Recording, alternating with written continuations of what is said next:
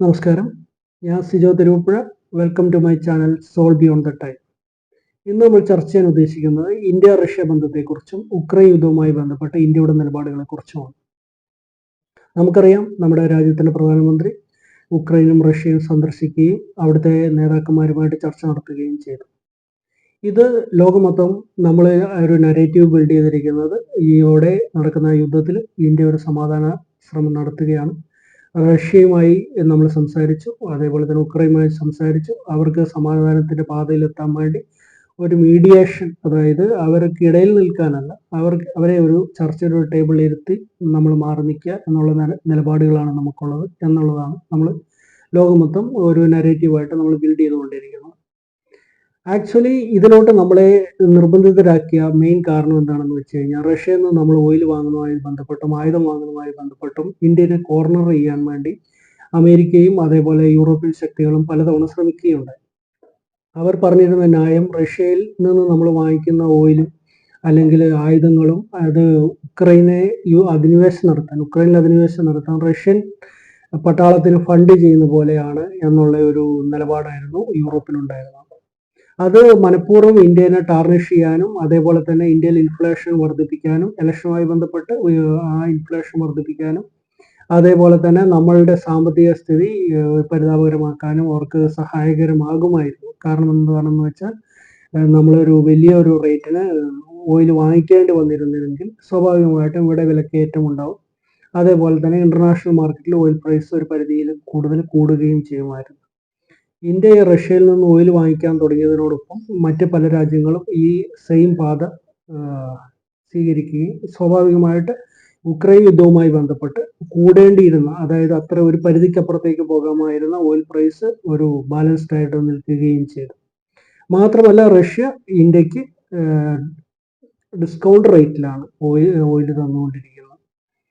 അങ്ങനെ വരുമ്പോൾ നമ്മൾ ആണ് റഷ്യന്റെ യുദ്ധം ഫണ്ട് ചെയ്യുന്നത് എന്നുള്ള നരേറ്റീവ് ആയിരുന്നു ഗ്ലോബലി ഇവർ റൺ ചെയ്തുകൊണ്ടിരുന്നത്. സ്വാഭാവികമായിട്ടും നമുക്ക് ആ നരേറ്റീവിന് പുറത്ത് കിടക്കേണ്ടത് ഒരു വളരുന്ന എക്കണോമി എന്ന നിലയിലും യൂറോപ്പിനെയും അമേരിക്കനെയും പല മേഖലകളിൽ ആശ്രയിക്കുന്ന എക്കണോമി എന്ന നിലയിലും നമുക്ക് അതൊരു ഏറ്റവും ഇമ്പോർട്ടൻ്റ് ആയിട്ടുള്ള ഒരു കാര്യമായിരുന്നു.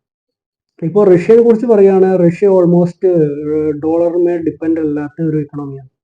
അവർക്ക് സ്വന്തമായിട്ട് ഒരുമാതിരി എല്ലാ, അതായത് ഗ്യാസ് ഉണ്ട്, വെപ്പൺസ് എല്ലാം ഉണ്ട്, വലിയൊരു ഏരിയ ആണ്. അഗ്രികൾച്ചർ രീതിയിലാണെങ്കിലും അവർക്ക് വേണ്ട എല്ലാം അവർക്ക് സെൽഫ് സഫിഷ്യൻ്റ് ആണ്. പക്ഷെ നമ്മൾ അങ്ങനെയല്ല, നമുക്ക് പലതരത്തിലും പല രാജ്യങ്ങളുമായിട്ട് നമ്മൾ ഡിപ്പെൻഡൻ്റ് ആണ്. അപ്പോൾ സ്വാഭാവികമായിട്ടും നമ്മളുടെ മേലെ ടാർണിഷ് ചെയ്ത, അല്ലെങ്കിൽ നമ്മുടെ മേലെ ഇവര് തേക്കാൻ ശ്രമിച്ച ഒരു കറയാണ് ഈ യുദ്ധത്തെ സ്പോൺസർ ചെയ്യുന്ന രാജ്യം, യൂറോപ്പിലോട്ടുള്ള അധിനിവേശത്തെ സ്പോൺസർ ചെയ്യുന്ന ഒരു രാജ്യം എന്നുള്ള ഒരു നരേറ്റീവ്. ആ നരേറ്റീവ് ബ്രേക്ക് ചെയ്യാനുള്ള ഏറ്റവും നല്ല ഒരു ശ്രമം, അത് വൻ വിജയമായിരുന്നു എന്ന് തന്നെ പറയേണ്ടിയിരിക്കുന്നു, ആണ് ശ്രീമാൻ നമ്മുടെ നരേന്ദ്രമോദിജി നടത്തിയതും. ഒരു പരിധിവരെയും നല്ല രീതിയിൽ ആ നരേറ്റീവ് ബിൽഡിങ് വിജയിക്കുകയും ചെയ്തു. അപ്പോൾ ഗ്ലോബലി ഇപ്പം നോക്കുകയാണെങ്കിൽ, റഷ്യയും ഉക്രൈനും സന്ദർശിച്ച ഒരേ ഒരു പ്രമുഖനായ ലോക നേതാവ് ശ്രീമാൻ നരേന്ദ്രമോദിജി മാത്രമാണ്. അപ്പോൾ സ്വാഭാവികം നമ്മൾ ലോകത്തിന് മുമ്പിൽ പറയുന്നത് എന്താണ്? നമ്മൾ പറയുന്നു, റഷ്യനെയും ഉക്രൈനെയും ഒരു ടേബിളിൽ ഇരുത്താൻ നമ്മൾ ശ്രമിച്ചു, നമ്മൾ മാക്സിമം ഇനി അവർ രണ്ടുപേരും വില്ലിങ് ആണ് ചെയ്യും എന്നുള്ളത്. പക്ഷെ ഇതുമായിട്ട് ബന്ധപ്പെട്ട് നമ്മൾ മനസ്സിലാക്കേണ്ട മെയിൻ കാര്യം, ഈ റഷ്യയും ഉക്രൈനും ഈ യുദ്ധത്തിലോട്ട് കിടക്കാനുള്ള കാര്യം ഈ രാജ്യങ്ങൾ മാത്രമല്ല. ഈ നാറ്റോ എന്ന് പറയുന്ന ഒരു മിലിറ്ററി അലയൻസിൽ ഉക്രൈൻ ചേരാനിടയായ ഒരു സാഹചര്യവും, അതിനു മുമ്പ് പ്രോ റഷ്യൻ ആയിട്ടുള്ള ഉക്രൈനിയൻ ഗവൺമെന്റിനെ അട്ടിമറിച്ച് ഒരു TV പരിപാടിയിൽ ഒരു കോമഡിയൻ മാത്രമായിരുന്ന ഒരു ആളെ പിടിച്ചിട്ട് കുറേ അവാർഡുകളും അതും ഇതെല്ലാം കൊടുത്ത് ഒന്ന് ബിൽഡപ്പ് ചെയ്ത് കൊണ്ടുവന്ന് ഇദ്ദേഹത്തെ, നല്ലൊരു കമ്മ്യൂണിക്കേഷൻ സ്കില്ലുള്ള ഒരാളാണ് അയാൾ, ഈ സെലൻസ്കി എന്ന് പറയുന്നത്. ഇദ്ദേഹം ഒരു കോമേഡിയൻ ആയിരുന്നു.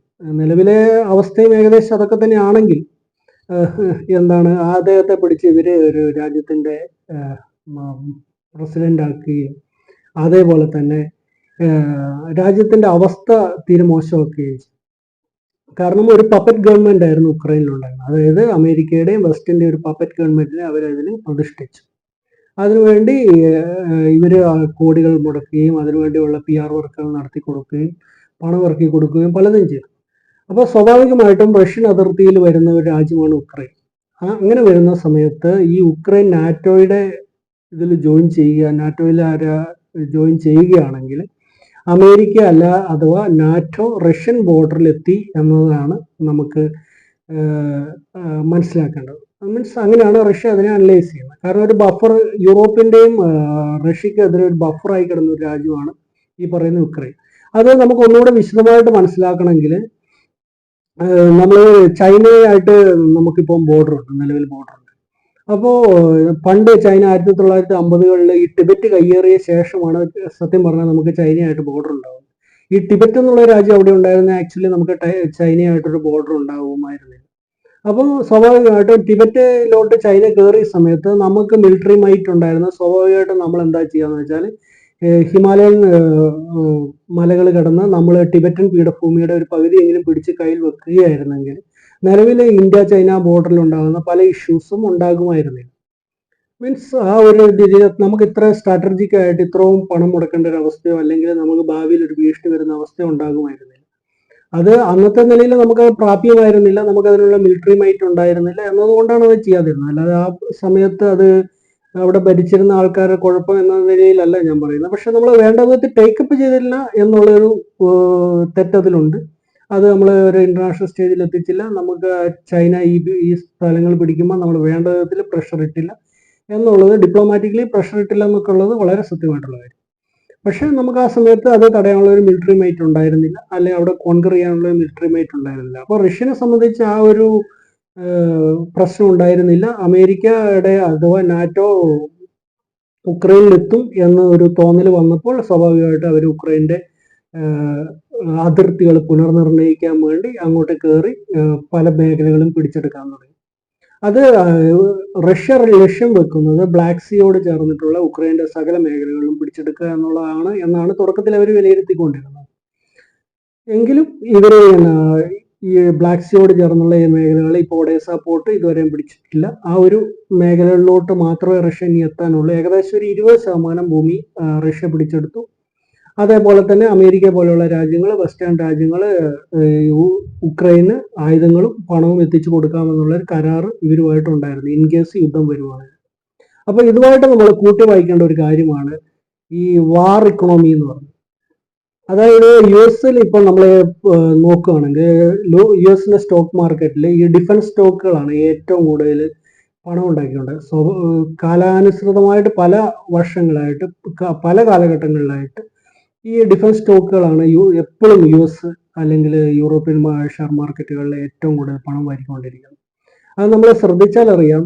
ഇതിൽ ഐറണി എന്താണെന്ന് വെച്ച് കഴിഞ്ഞാൽ കഴിഞ്ഞ ഒബാമയുടെ കാലഘട്ടത്തിൽ ഏറ്റവും കൂടുതൽ യുദ്ധങ്ങൾ നടന്ന ഒരു കാലഘട്ടമാണ്. അതായത് US-ഉം നാറ്റോയും ഏറ്റവും കൂടുതൽ യുദ്ധങ്ങൾ നടത്തിയ ഒരു കാലഘട്ടമാണ് പ്രസിഡന്റ്, അതായത് ഡെമോക്രാറ്റിക്കിന്റെ പ്രസിഡന്റ് ആയിരുന്ന ഒബാമയുടെ കാലഘട്ടത്തിൽ US പ്രസിഡന്റ് ആയ സമയത്ത് ആണ് ഏറ്റവും കൂടുതൽ യുദ്ധങ്ങൾ നടത്തിക്കൊണ്ടിരുന്നത്. അദ്ദേഹത്തിന് തന്നെ അവർ സമാധാനത്തിനുള്ള നോബൽ പ്രൈസ് കൊടുക്കുകയും ചെയ്തു. എന്നാൽ അതിനുശേഷം നമ്മൾ ട്രംപ് വന്ന സമയത്ത് ട്രംപിന് ഒരു യുദ്ധം വരെ അദ്ദേഹം നടത്തിയിട്ടില്ല. പക്ഷെ ട്രംപ് ഇവരുടെ കണക്ക് പ്രകാരം ട്രംപ് വളരെ പ്രശ്നക്കാരനായ ഒരു പ്രസിഡന്റാണ്. എന്നാൽ ഒബാമയായിരുന്നില്ല. ഒബാമയ്ക്ക് എന്ത് സംഭവിച്ചു? സമാധാനത്തിനുള്ള നോബൽ പ്രൈസ് കൊടുത്തു. അപ്പൊ ഞാൻ പറഞ്ഞു വന്നത് ഈ യുക്രൈന്റെ യുദ്ധം, ഉക്രൈൻ റഷ്യയുമായിട്ടൊരു കോൺഫ്ലിക്റ്റ് ഉണ്ടാവേണ്ടത് യൂറോപ്പിലെ ഡിഫൻസ് കോൺട്രാക്ടർമാരുടെയും ഡിഫൻസ് സ്റ്റോക്കുകളുടെയും അല്ല ഇതിൽ പണം മുടക്കിയിട്ടുള്ള ഒരു എലൈറ്റ് ഗ്രൂപ്പ് ഓഫ് ആൾക്കാരുടെയും ആവശ്യമായിരുന്നു. അതിന് 2-3 കാര്യങ്ങളുണ്ട്. ഒന്ന് എന്ന് പറഞ്ഞു കഴിഞ്ഞാൽ ഉക്രൈൻ എന്ന് പറഞ്ഞ രാജ്യം യൂറോപ്പിന്റെ ഫുഡ് ബൗളായിരുന്നു. അതായത് യൂറോപ്പിലോട്ട് വേണ്ട ഏറ്റവും കൂടുതൽ ഫുഡ് ഐറ്റം, ഫുഡ് ഗ്രെയിൻസ്, അതേപോലെ ഗ്യാസ് അതെല്ലാം എത്തിക്കൊണ്ടിരുന്നത് ഉക്രൈനിൽ നിന്നായിരുന്നു. റഷ്യയുടെ ഗ്യാസാണ് ഉക്രൈൻ വഴി യൂറോപ്പിലോട്ട് എത്തിക്കൊണ്ടിരുന്നത്. രണ്ടാമത്തെ കാര്യം, ഏറ്റവും കൂടുതൽ കൃഷിഭൂമിയുള്ള രാജ്യം, അതായത് യൂറോപ്പിലെ ഏറ്റവും കൂടുതൽ കൃഷിഭൂമിയുള്ള രാജ്യങ്ങളിലൊന്ന് ഉക്രൈനായിരുന്നു. അപ്പൊ ഇത് രണ്ടും ഇവർക്ക് വളരെ നോട്ടമുള്ള ഒരു കാര്യമായിരുന്നു. അപ്പം ഈ പറയുന്ന ഉക്രൈൻ നാറ്റോയിൽ എത്തുകയും അതുവഴി അമേരിക്കൻ പക്ഷത്തും വെസ്റ്റേൺ പക്ഷത്തും എത്തുമ്പോൾ സ്വാഭാവികമായിട്ടും അത് അവർക്ക് ഒരു ശക്തി വർദ്ധിക്കുകയും അതേപോലെ റഷ്യനെ ഭാവിയിൽ ഭീഷണിപ്പെടുത്താൻ പറ്റുന്ന ഒരു പൊസിഷനുമായിരുന്നു അത്. അപ്പോൾ അതിനോടൊപ്പം നമ്മൾ കാണേണ്ടത് ഈ ആയുധങ്ങളുടെ വിൽപ്പന, അതായത് യൂറോപ്പിലോട്ട് റഷ്യ എത്തുന്നു എന്ന് പറഞ്ഞ് യൂറോപ്യൻ യൂണിയനെ കൊണ്ട് മാക്സിമം ആയുധങ്ങൾ വാങ്ങിപ്പിക്കുകയും അവരുടെ ഡിഫൻസ് ബജറ്റുകൾ ഉയർത്തുകയും ചെയ്യാനുള്ള ശ്രമം കാലങ്ങളായിട്ട് അവിടെ ഉണ്ടായിരുന്നു. ഒരു ഉദാഹരണം പറഞ്ഞു കഴിഞ്ഞാൽ, കാര്യമായ ഇൻവെസ്റ്റ്മെന്റ് ഒന്നും പണ്ട് യൂറോപ്പിലെ രാജ്യങ്ങൾ നടത്താറില്ല. ഇവർ നാറ്റോയിൽ ചേർന്നു എന്നുള്ളത് കൊണ്ട് ഈ നാറ്റോയുടെ പ്രൊട്ടക്ഷൻ അവർക്ക് കിട്ടിക്കൊണ്ടിരുന്നു. അതിന് പകരം അവിടെ മിലിറ്ററി ബേസുകൾ കൊടുത്തു. എന്നാൽ ഒരു കാലഘട്ടം കഴിഞ്ഞപ്പോൾ ഈ മിലിറ്ററി ബേസുകൾ മെയിൻറ്റെയിൻ ചെയ്യാനുള്ള ചെലവ് കൂടുകയും ഇവിടുന്ന് കൃത്യമായ ഓർഡറുകൾ യൂറോപ്യൻ രാജ്യങ്ങൾ നാറ്റോയുടെ പ്രൊട്ടക്ഷൻ ഉള്ളതുകൊണ്ട് അവർക്ക് പ്രത്യേകിച്ച് ഡിഫൻസ് ഇൻഡസ്ട്രിയിലും അല്ല ഡിഫൻസ് ആയിട്ടുള്ള ഓർഡറുകൾ കുറയുകയും ചെയ്തു. അപ്പോൾ ഇത് യൂറോപ്പിലുള്ള ഈ മിലിറ്ററി കോൺട്രാക്ടർമാരെയും ഡിഫൻസ് സ്റ്റോക്കുകളെയും എല്ലാം ഒരു പരിധി വരെയും ഒരു ലാഭമില്ലായ്മയിലേക്ക് തള്ളിവിടുകയുണ്ട്. അപ്പോൾ ഇപ്പം നിലവിലെ സാഹചര്യത്തിൽ എന്താ ചെയ്യാന്ന് വെച്ച് കഴിഞ്ഞാൽ, നമ്മൾ കേട്ടിട്ടുണ്ട് അമേരിക്ക $100 ബില്യൺ കൊടുക്കുന്നു, അല്ലെ ഇവർക്ക്, അതായത് ഉക്രൈന് $100 ബില്യൺ കൊടുത്തു എന്നൊക്കെ പറഞ്ഞിട്ട് നമ്മൾ വാർത്തകൾ കാണുന്നുണ്ട്. അപ്പം നമ്മൾ വിചാരിക്കും ഈ $100 ബില്യൺ നേരിട്ട് ഉക്രൈന് കൊടുക്കുകയാണ്.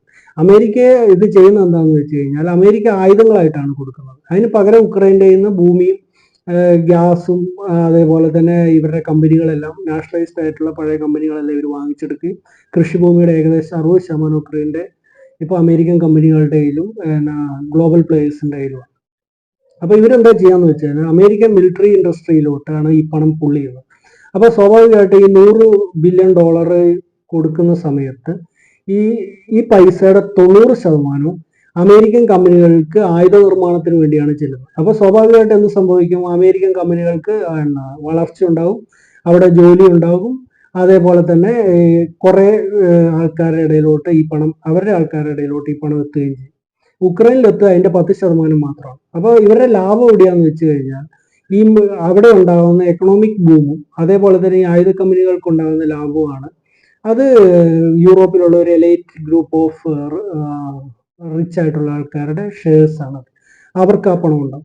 അത് മാത്രമല്ല, റഷ്യൻ ബോർഡർ അല്ലെങ്കിൽ റഷ്യ യൂറോപ്പിലോട്ട് എത്തുന്നു എന്ന് പറയുമ്പോൾ അത് പറഞ്ഞ് യൂറോപ്യൻ യൂണിയനെ കൊണ്ട് അവരുടെ ഡിഫൻസ് ബജറ്റ് ഇവർക്ക് ഇൻക്രീസ് ചെയ്യിപ്പിക്കാൻ പറ്റും. നമ്മൾ മനസ്സിലാക്കേണ്ട കാര്യം, 78% യൂറോപ്പിന്റെ ഡിഫൻസിന്റെ പർച്ചേസ് നടക്കുന്ന അമേരിക്കൻ കമ്പനികളാണ്, അല്ലെങ്കിൽ ഈ പറയുന്ന ഡിഫൻസ് കോൺട്രാക്ടേഴ്സ് മെയിൻ കമ്പനികൾ നമ്മൾ കേട്ടിട്ടുണ്ടോ. നമുക്ക് ആയുധം തരുന്ന ചില കമ്പനികളും ഉണ്ട് അതിൽ തന്നെ. അപ്പം ഈ പറയുന്ന ആൾക്കാർക്ക് ഇടയിൽ നിന്ന് മാക്സിമം പണം ഇവരുടെ കയ്യിലോട്ട് എത്തും. ഒരു ഉദാഹരണം പറഞ്ഞു കഴിഞ്ഞാൽ, ഈ തവണത്തെ യൂറോപ്യൻ യൂണിയന്റെ ബജറ്റ് അനുസരിച്ച് $270 ബില്യൺ ആണ് അവരുടെ ഡിഫൻസ് ബജറ്റ് ഇട്ടേക്കുന്നത്. ഈ ബജറ്റിലെ 78% പർച്ചേസ് നിന്ന് വരുമ്പോൾ തന്നെ കമ്പനികൾ എത്ര പണം അതിലുണ്ടാക്കുന്നു എന്ന് നമ്മൾ കൂടി മനസ്സിലാക്കും. അതേപോലെ തന്നെ സ്വാഭാവികമായിട്ടും ഉക്രൈൻ്റെ ഭൂമി ഇവരുടെ കയ്യിലാവും. ഉക്രൈന് കൊടുക്കുന്ന ആയുധങ്ങൾ അവർ റഷ്യൻ ബോർഡറിൽ പരീക്ഷിക്കുമ്പോൾ സ്വാഭാവികമായിട്ടും റഷ്യ വീക്കാവും. അതിന് നമ്മൾ കാണേണ്ടത്, നമ്മൾ ഇവിടെയുള്ള പല ഡിഫൻസ് റിലേറ്റഡ് ആയിട്ട് അല്ലെങ്കിൽ മാധ്യമ പ്രവർത്തകരും റഷ്യക്ക് ഉക്രൈൻ പിടിക്കാൻ പറ്റുന്നില്ല, റഷ്യ എത്ര മാസമായി, നാളെ പിടിക്കും എന്ന് പറഞ്ഞ് ഇറങ്ങിയതല്ലേ, എന്തുകൊണ്ട് കീഴടക്കാൻ പറ്റുന്നില്ല, ഇതിൽ നമുക്ക് കുറേ പാഠങ്ങൾ പഠിക്കാനുണ്ട്, ചെറിയ രാജ്യത്തെ കീഴ്പ്പെടുത്താൻ ഇന്നത്തെ കാലത്ത് ബുദ്ധിമുട്ടാണ് എന്നൊക്കെ പറഞ്ഞിട്ടുള്ള ഒരു പ്രൊപ്പഗണ്ട ഇറക്കുന്നുണ്ട്. Actually US and deep state ഇവർ ചെയ്യുന്നത് എന്താണെന്ന് വെച്ചാൽ, ഈ വാറിലോട്ട് തള്ളുകയും കണ്ടിന്യൂസ് ആയിട്ട് വാർ നടക്കുന്ന സമയത്ത് റഷ്യൻ എക്കോണമി കൊളാപ്സ് ആകുകയും അതേപോലെ റഷ്യൻ ആയുധ ശേഖരങ്ങൾ കുറഞ്ഞു പോവുകയും ചെയ്യുമെന്നാണ് ഇവർ എക്സ്പെക്ട് ചെയ്യുന്നത്. റഷ്യ ഇത് മുന്നിൽ കണ്ടിട്ട് തന്നെ റഷ്യയുടെ പഴയ ആയുധങ്ങളെല്ലാം പൊട്ടിച്ചു തീർക്കുന്ന ഒരു അവസ്ഥയിലോട്ടാണ്. അതായത് നിങ്ങൾ ശ്രദ്ധിച്ചു നോക്കിയാൽ അറിയാം, റഷ്യ അവരുടെ ഏറ്റവും നല്ല ആയുധങ്ങൾ അല്ലെ ഏറ്റവും പുതുമയുള്ള ആയുധങ്ങളൊന്നും അവിടെ കാര്യമായിട്ട് പ്രയോഗിച്ചിട്ടില്ല. പക്ഷെ ഇനി അടുത്ത സ്റ്റേജിലോട്ട് അത് അത് പ്രയോഗിക്കുമെന്നാണ് ആൾക്കാരുടെ വിലയിരുത്തൽ. അപ്പോൾ പറഞ്ഞു വന്നത് എന്താണെന്ന് വെച്ച് കഴിഞ്ഞാൽ, യൂറോപ്പിലെ ഡിഫൻസ് ഇൻഡസ്ട്രിക്ക് ഒരു ബൂസ്റ്റാണ് ഈ പറയുന്ന ഈ റഷ്യ ഉക്രൈൻ യുദ്ധം. അത് മാത്രമല്ല, നാറ്റോയ്ക്ക് ആയുധം വിൽക്കാം, ഇങ്ങനെ പറയുന്ന പല കാര്യങ്ങളും ഉണ്ട്. മാത്രമല്ല, പറ്റുമെങ്കിൽ റഷ്യനെ തകർത്തെടുക്കുകയും ഗ്ലോബലി റഷ്യക്ക് മേലൊരു, അതായത് നമുക്കിഷ്ടമില്ലാത്ത ആളെ എന്താ പറയുക, ടാർണിഷ് ചെയ്യുക, അല്ലെങ്കിൽ അവരെ ഹിറ്റ്ലറായി, നിങ്ങൾ കണ്ടിട്ടുണ്ടാവും പല മാധ്യമങ്ങളിലും പുടിനെ ഹിറ്റ്ലറോട് ഉപമിച്ചിട്ടുള്ള ഒരു തരത്തിലുള്ള കാർട്ടൂണുകൾ. അതിന് ഒരു ഉദാഹരണം പറഞ്ഞു കഴിഞ്ഞാൽ, നമ്മളിപ്പം ഒരു മലയാള വാർത്തകൾ കേൾക്കുവാണെങ്കിൽ പോലും ഉക്രൈൻ റഷ്യയുടെ പ്രദേശങ്ങൾ പിടിച്ചെടുത്തു, 1000 സ്ക്വയർ കിലോമീറ്റർ പിടിച്ചെടുത്തു, ഇന്ന ടൗൺ പിടിച്ചെടുത്തു എന്നൊക്കെ പറയുമ്പോൾ അവർ പറയുന്ന പിടിച്ചെടുത്തു എന്നുള്ള ഒരു വാർത്ത മാത്രമേ ഉണ്ടാവുള്ളൂ. പക്ഷെ റഷ്യ ഉക്രൈൻ്റെ ഏതെങ്കിലും പ്രദേശങ്ങൾ പിടിച്ചെടുത്ത് പറയുമ്പോൾ അവിടെ 1000 ആൾക്കാർ മരിച്ചു, 10,000 കുട്ടികൾ മരിച്ചു, അല്ലെങ്കിൽ സ്കൂളുകൾ തകർന്നു എന്നുള്ള കഥ വരും. അപ്പൊ നമ്മൾ വളരെ ശ്രദ്ധിച്ച് കേട്ടാൽ അറിയാം ഇവരുടെ ഈ നരേറ്റീവ് ബിൽഡിങ് ഇന്ത്യയിലടക്കം എത്രമാത്രം സ്ട്രോങ് ആണ്. അപ്പോൾ അത് നിങ്ങൾ വാർത്ത കേൾക്കുമ്പോൾ നിങ്ങളൊന്ന് ശ്രദ്ധിച്ചു നോക്കുക. അതായത് നമുക്ക് ഇതൊക്കെ മനസ്സിലാക്കാനുള്ള ഏറ്റവും നല്ല ഒരു അവസരമാണ്. അപ്പം ഈ വാർ ടൈം ഇക്കോണമി എന്ന് പറഞ്ഞാൽ, അതായത് ഇവര് ചെയ്യുന്നത് വെച്ചാൽ ഈ ഡിഫൻസ് കോൺട്രാക്ടർമാർക്ക് പണം ഉണ്ടാക്കി കൊടുക്കാനുള്ള കാലാകാലങ്ങളായിട്ടുള്ള ഒരു നീക്കമാണ്. അപ്പം എപ്പോഴൊക്കെ ഡെമോക്രാറ്റ്സ് ഭരിച്ചിട്ടുണ്ടോ ലോകത്തിന്റെ പല ഭാഗങ്ങളിൽ ഇവര് കെയോസ് ഉണ്ടാക്കിയിട്ടുണ്ട്. ഇവര് ഇങ്ങനെ പ്രശ്നങ്ങൾ ഉണ്ടാക്കും, ആയുധം വിൽക്കും. ഇപ്പൊ അവര് ഇന്ത്യയോട് പലതവണ നമ്മളോട് ചോദിച്ചിട്ടുണ്ട്, ചൈന നമ്മളെ അറ്റാക്ക് ചെയ്ത് കഴിഞ്ഞാൽ നിങ്ങൾ എന്ത് ചെയ്യും, ഞങ്ങളല്ലാതെ ആരെ ഹെൽപ്പ് ചെയ്യാനുണ്ടാകും. ഇപ്പം നമ്മൾ അതിനെക്കുറിച്ച് പറയുമ്പോൾ ചരിത്രം അന്വേഷിച്ച് കഴിഞ്ഞാൽ നമുക്ക് മനസ്സിലാവുന്ന കാര്യം, ഇന്ത്യനെ ചൈന അറ്റാക്ക് ചെയ്തപ്പോൾ ഒരിക്കലും, അല്ലെങ്കിൽ പാകിസ്ഥാൻ അറ്റാക്ക് ചെയ്തപ്പോഴൊന്നും ഈ പറയുന്ന അമേരിക്ക ഒന്നും നമ്മളെ സ്വാഭാവികമായിട്ട് സഹായിച്ചിട്ടൊന്നുമില്ല. ചൈന അറ്റാക്ക് ചെയ്ത സമയത്ത് ഒരു പരിധിവരെ ഒരു നിലപാട് കൊണ്ട് നമ്മളോട് ഒരു അനുകൂലത ഉണ്ടായിരുന്നു എങ്കിൽ പോലും പാകിസ്ഥാനുമായിട്ടുള്ള യുദ്ധത്തിന്റെ സമയത്തൊക്കെ നമുക്കെതിരായിരുന്നു അമേരിക്ക. അപ്പം ഇത് രാജ്യങ്ങൾ തമ്മിലുള്ള ബന്ധങ്ങളെക്കാളും ഇത് അവിടുത്തെ ആൾക്കാരുടെ സാമ്പത്തിക താല്പര്യങ്ങളാണ് ഇതിനെല്ലാം മുന്നിൽ നിൽക്കുന്നത്. അപ്പം നിലവിൽ ഇന്ത്യയെ സംബന്ധിച്ച് ഇന്ത്യക്ക് ഇപ്പം ഉക്രൈനും റഷ്യയുമായിട്ടുള്ള യുദ്ധം നിന്നുകൊണ്ട് യാതൊരു ലാഭമില്ല. വളരെ സത്യസന്ധമായി പറയുകയാണെങ്കിൽ നമ്മളുടെ നിലവിലുള്ള നമ്മുടെ കപ്പൽശാലകളിലെ പുതിയ എൻജിൻസ് നമുക്ക് കിട്ടാക്കൊണ്ടിരുന്നത് ഉക്രൈനിൽ നിന്നായിരുന്നു. അതായത് അതിന്റെ ടെക്നോളജി അധികവും, നമ്മൾ കപ്പലുകൾ പലതും റഷ്യൻ ആണെങ്കിലും ടെക്നോളജി അതിന്റെ ഫാക്ടറികൾ പലതും ഉക്രൈനിലായിരുന്നു. ഈ റഷ്യയും ഉക്രൈനുമായി യുദ്ധം നടക്കുന്ന സമയത്ത് ഈ പറയുന്ന പല ഫാക്ടറികളും റഷ്യ ബോംബിട്ട് കളഞ്ഞു. അത് നമുക്കത് കൃത്യമായിട്ട് ഇവിടെ റിപ്പോർട്ട് ചെയ്തിട്ടില്ലേ പോലും ഉക്രൈന്റെ മിക്ക കപ്പൽശാലകളുടെ ഈ പറയുന്ന എൻജിൻസ് ഉണ്ടാക്കുന്ന ഫാക്ടറികളും അങ്ങനത്തെ കമ്പനികളെല്ലാം മിക്കതും ബോംബിട്ട് കളഞ്ഞു. അപ്പൊ ഇന്ത്യനെ സംബന്ധിച്ച് നമ്മൾ ആത്മനിർഭരത് എന്നൊക്കെ പറഞ്ഞ് നമ്മൾ സ്വന്തമായിട്ട് ഇവിടെ ഉണ്ടാക്കാൻ പോകുമ്പോൾ നമ്മൾ ഈ കമ്പനികൾക്ക് 51% 60% ഷെയർ വാഗ്ദാനം ചെയ്ത് ഇവിടെ ഇന്ത്യയിൽ ഉണ്ടാക്കാൻ വേണ്ടി നമ്മൾ പറയും. അപ്പൊ അങ്ങനെയുള്ള ചർച്ചകളൊക്കെ ഈ തവണ മോദിജി പോയപ്പോൾ അവിടുത്തെ ഉക്രൈനിയൻ കമ്പനികളുമായിട്ട് നടത്തിയിട്ടുണ്ട്. അതിന്റെ റിസൾട്ടൊക്കെ നമുക്ക് ഇനി അറിയാനിരിക്കുന്നതേ ഉള്ളൂ. എങ്കിൽ പോലും അമേരിക്ക അല്ലെങ്കിൽ അമേരിക്ക നിയന്ത്രിക്കുന്ന ശക്തികൾക്കോ നിലവിൽ ഇത് യുദ്ധം നിൽക്കണം എന്നുള്ളൊരു താല്പര്യമുള്ളതായിട്ട് കാണുന്നില്ല. ഇന്ത്യയെ സംബന്ധിച്ച് യുദ്ധം നിന്നാലും ഇല്ലെങ്കിലും നമുക്ക് മുന്നോട്ട് പോകുമ്പോൾ നമ്മുടെ താല്പര്യങ്ങൾ സംരക്ഷിക്കാമെന്ന് മാത്രമാണ്. ഒരു ഉദാഹരണം പറഞ്ഞു കഴിഞ്ഞാൽ, യൂറോപ്പിൽ നിന്ന് പണ്ട് റഷ്യ ആയിരുന്നു യൂറോപ്പിലോട്ട് ഈ പറയുന്ന പെട്രോളിയം പ്രൊഡക്ട്സ് അതുപോലെയുള്ള ഫുഡ് എല്ലാം ഉക്രൈൻ വഴിയും ഉക്രൈനും ഒക്കെ ആയിട്ട് എത്തിച്ചു കൊടുത്തത്. നിലവിൽ യൂറോപ്പിലോട്ട് ഏറ്റവും കൂടുതൽ എണ്ണ കയറ്റുമതി ചെയ്യുന്ന രാജ്യങ്ങളിലൊന്ന് ഇന്ത്യയാണ്. പണ്ട് ഇന്ത്യ കയറ്റുമതി ചെയ്തുകൊണ്ടിരുന്നതിന്റെ 115 ഇരട്ടിയാണ് ഇപ്പൊ നിലവിൽ യൂറോപ്പിലോട്ടുള്ള ഇന്ത്യയുടെ എണ്ണ കയറ്റുമതി.